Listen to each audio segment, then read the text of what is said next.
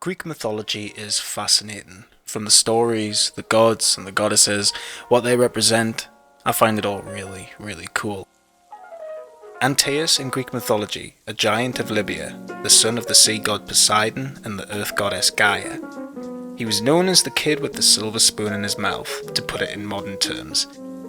Antaeus believed he had the power to take on anyone who was passing through the country to wrestle with him. Whenever Antaeus touched the earth, his strength was renewed, so that even if thrown to the ground, he was invincible. Then, along came Heracles to combat with him, who discovered the source of his strength by lifting Antaeus up from earth, and then brutally crushing him to his death. A tale of failure and expectations, yet a powerful reminder of how to always be humble. Now let's fast forward to the 20th century. Chanel, probably the most famous designer house in the world, took inspiration from this Greek god with the release of Antaeus Pour Homme. The scent would represent the modern man of the new generation. And when it was launched in 1981, it became an instant hit. And even to this day, it's looked upon as one of the best and most well-crafted scents from the 80s. The fragrance was created by Jacques Polge, who was credited for a lot of Chanel's fragrances, like Allure, Egoist, and most notably, Bleu de Chanel. In 1981, he was asked to create a strong scent to follow after the release of Pour Monsieur, in which Mr. Jacques Polge himself helped create the Eau de Parfum in 1989, just 8 years after the Antaeus release. Amongst all of Chanel's fragrances, especially in the men's range, Antaeus really stands out for being the coolest name, and even in smell, because this isn't your typical classy fragrance in which anyone with an untrained nose would expect from the House of Chanel, especially after Pour Monsieur, the citrus aromatic, in which I think is the best in its genre, along with Eau Sauvage from Dior. Antaeus is in a different field altogether. It's a blend Chanel were experimenting with for the first time. The bottle design for Antaeus is probably the most boring out of any bottle designs out there, yet it keeps a level of class with its black colour, the Chanel emblem on the cap, and the simple white writing. The bottle design really hasn't changed that much since 1981, but if you look at older photos, you'll find it went through slight changes. But unarguably, it still remains Antaeus. Not much has changed. But how does the fragrance smell? Well, the opening consists of notes of myrrh, clary sage, bergamot, lemon, lime, and coriander. The middle notes are orris root, thyme, basil, rose, jasmine, and patchouli. And the base notes for Antaeus Pour Homme are labdanum, olibanum, beeswax absolute, leather, musk, castoreum, and oak moss. Now the opening for Antaeus instantly puts a smile on my face. You really get that myrrh when you first spray this. It's like a dark incense with a little bit of sage behind it, but overall it's a very woody myrrh. I really do get that incense, but there is a little bit of the citruses going on in there. The fragrance is very dark. It has this dark aura to it when you first spray it, and then it settles down and it actually gets a little bit more powdery. So it's really after about half an hour that the fragrance starts to change. It gets a little bit more powdery. You get that rose, you get the jasmine. Everything starts to really come into place. It starts to get a little bit more floral. And what I really like about the fragrance at this point is the fact that you really do get that, this really dominant patchouli note.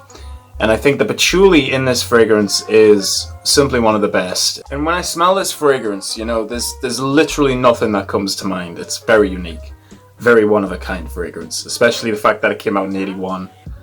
It's pretty awesome. Now there's so many key notes in the base of this fragrance that it's pretty ridiculous how strong this fragrance really is when it's really starting to settle down on your skin. The notes of the musk and the castoreum really do come well together, and of course that castoreum note is really what makes this a very memorable fragrance. Again, castoreum isn't used a lot in perfumery nowadays. In fact, I'm pretty sure when this came out it had real castoreum in it. Although in this, I think, of course, with the fragrance being reformulated many times, it still keeps up this musk castoreum smell when you smell it. I mean, don't get me wrong, I've got I've smelt real castoreum. I've got real, you know, vintages in my collection which feature this castoreum, and there is a bit of a difference, but in this it's very good. It's been very well designed to smell like the real thing.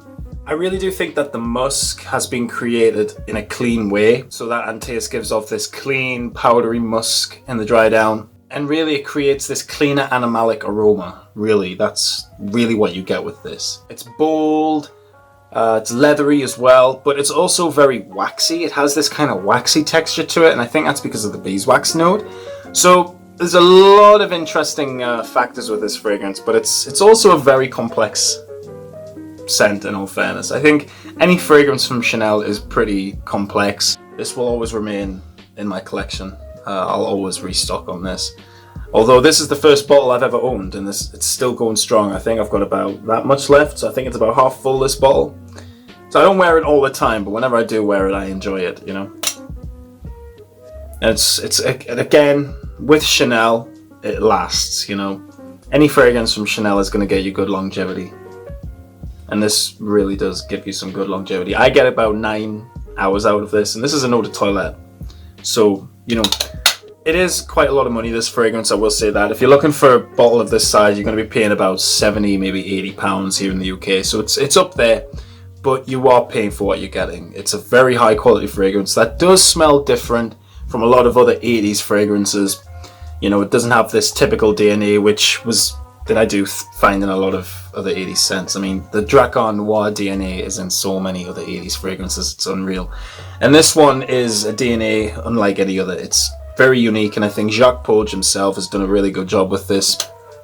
It's just very good craftsmanship, very well made. If you like rose, if you're into like floral fragrances, but if you like dark rose fragrances, and if you like incense, Antaeus is the fragrance for you. It's the type of fragrance that you wear if you I suppose it's a good fragrance to wear if you don't want to be noticed. It's a very close encounters fragrance. Even though it's strong and it has amazing sillage and all that stuff, this is really not the type of fragrance that's going to get you compliments. I don't ship for compliments in the first place. I think it's actually quite an ugly trait to have on someone if they want to fish for compliments and stuff like that. Personally, that's just my opinion. I really do think this isn't the type of fragrance that will get you compliments. It's not a Sauvage, you know, it's not a Bleu de Chanel, it's not a 1 million, even though I don't like 1 million, but it's going to get you compliments, sadly. But this one, like I said, won't get you compliments, but it is a very classy fragrance, and I think if you are into the, you know, the 19th century perfumery and you love scents from the 80s and all that sort of jazz, then you'll really like Antaeus. It's a very high quality fragrance, worth every bit of money. I actually got this on a discount. I paid about £50 for this years ago, so it's very good value for money, I think, for me. But again, I would have paid 80, 90 quid for this, no problem. It's that good. So that is my review for Antaeus by Chanel. I hope you've enjoyed it. Let me know in the comments what you thought of this review. And as always, I'll get back to you. I really do appreciate it. Thank you all so much for the positivity on my previous video, which was for the amazing Dark Cherry and Amber by Banana Republic. It's really growing on me. Ever since I did that review, it's one of those fragrances that I've been wearing more and more. And the more I wear it, the more I'm liking it, without a doubt. But in this video, of course, we've looked at Chanel's Antaeus, a great fragrance. Do check it out if you are into these kind of fragrances, these incense, musk sort of blends. So yeah, thanks guys, look after yourselves, and I'll see you all in the next video. Bye for now.